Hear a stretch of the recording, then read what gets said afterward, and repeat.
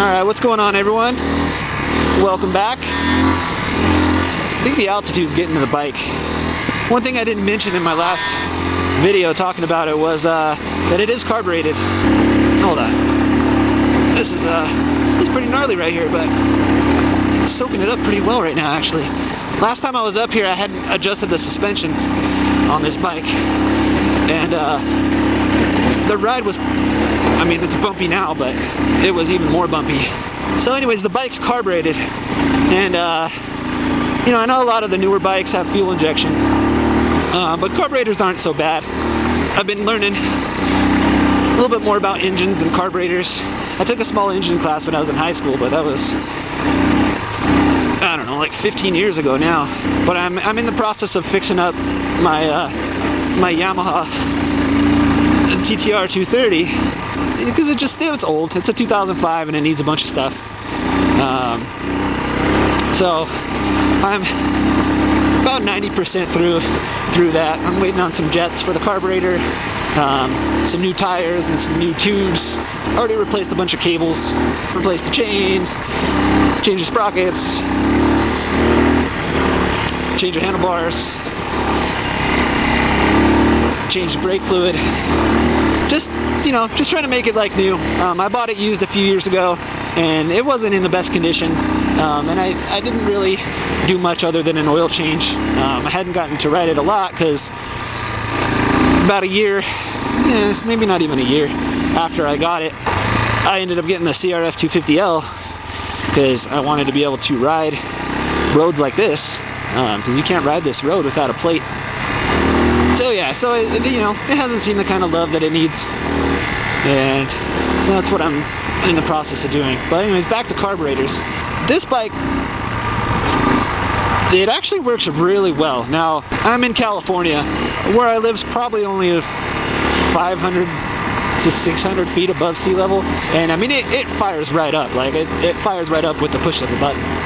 Now that I'm up here, it seems to be a little bit more picky. I already stalled it once coming down a hill. When I stop, it doesn't seem to want to start up right away, which I don't blame the bike.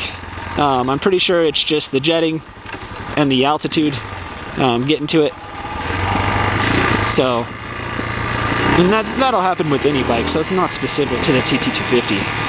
Oh, we got another fellow biker coming down. Same idea as me.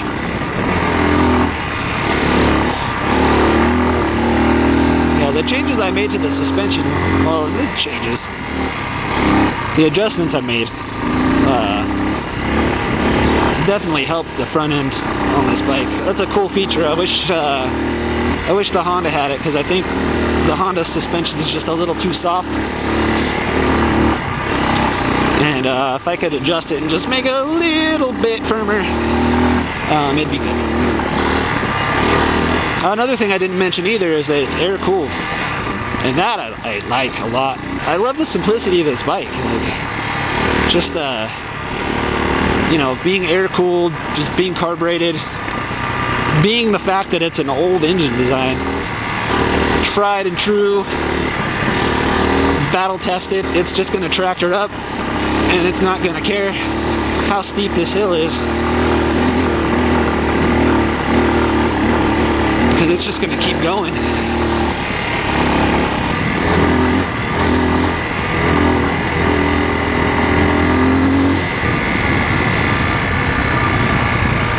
Yeah, so you go that way, it's main divide. This section had previously been closed due to a fire in 2014, and they opened it a little earlier this year, and I'm excited because I've never been this way.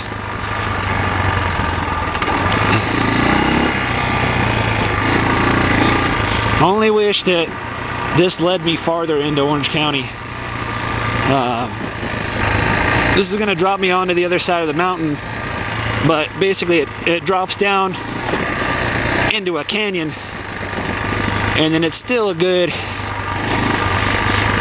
out of the canyon from there, probably a good 30 minutes still to work. So, you know, using this as a normal commuting route is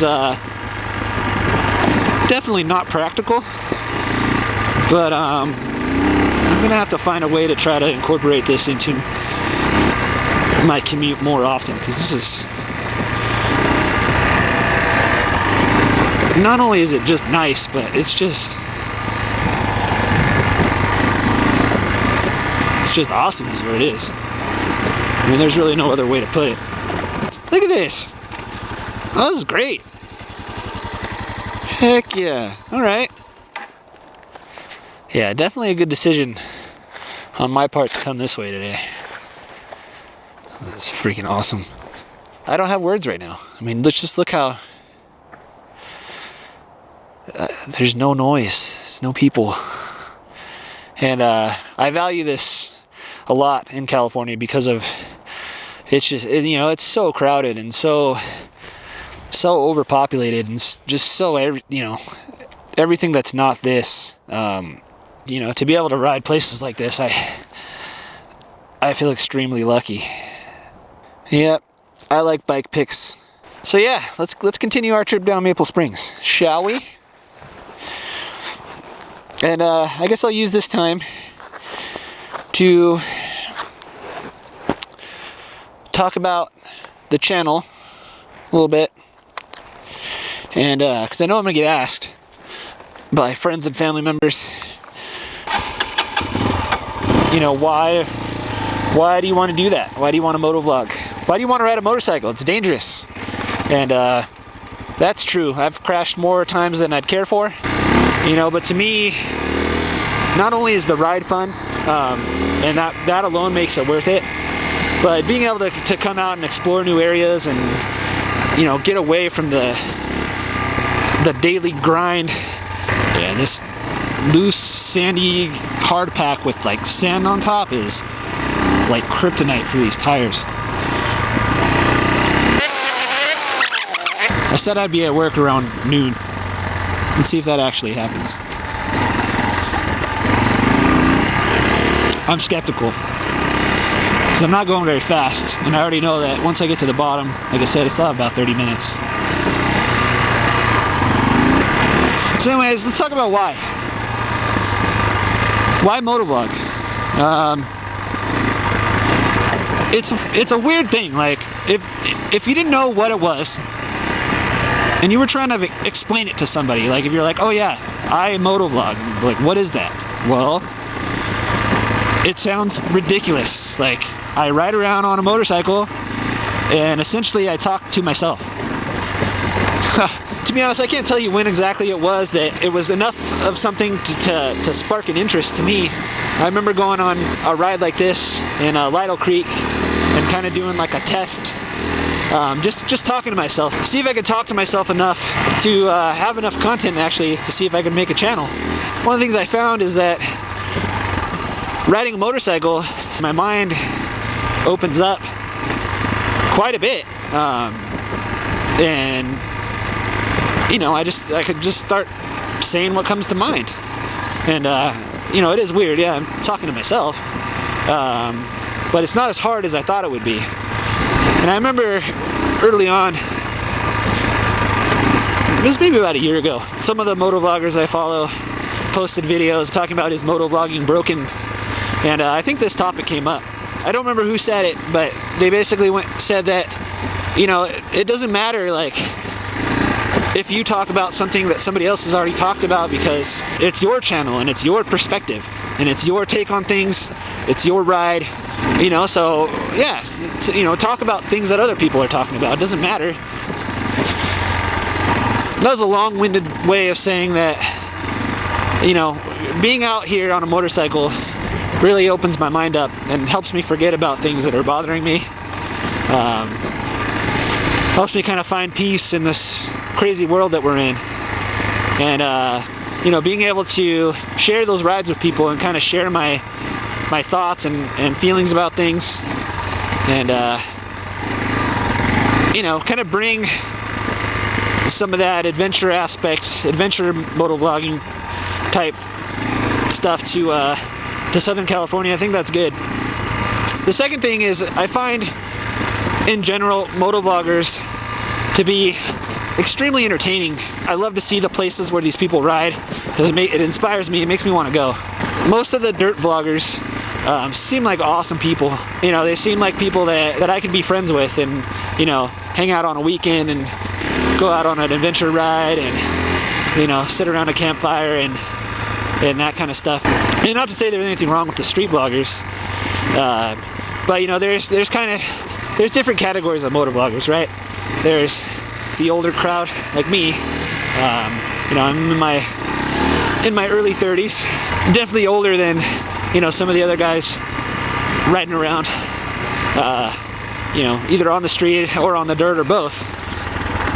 You know, I do watch some of them, especially, you know, some of them that are based out of here in California, but I would never have found them if they didn't ride dirt too.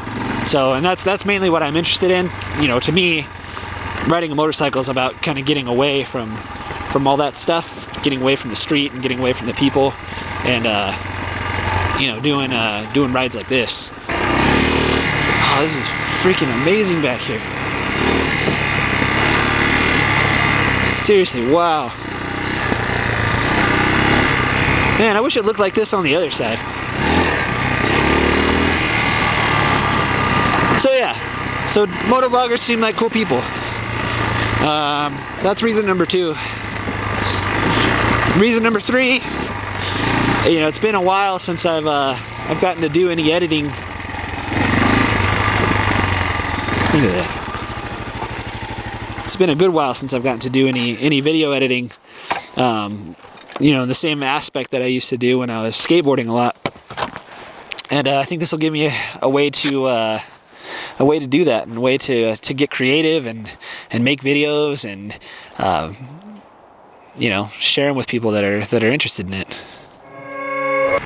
So yeah, so those are some of the reasons. There's probably more. You know, like I said, once I kind of get out here, everything else I was thinking about before kind of goes away, and I'm just kind of enjoying the moment and enjoying this awesome ride through this canyon here. I mean, this is, even though I'm on asphalt right now, like, this is great. Thank you so much for watching. If you like this video, please subscribe to see more videos like this. And you know, this is great because I haven't gotten to come down here yet.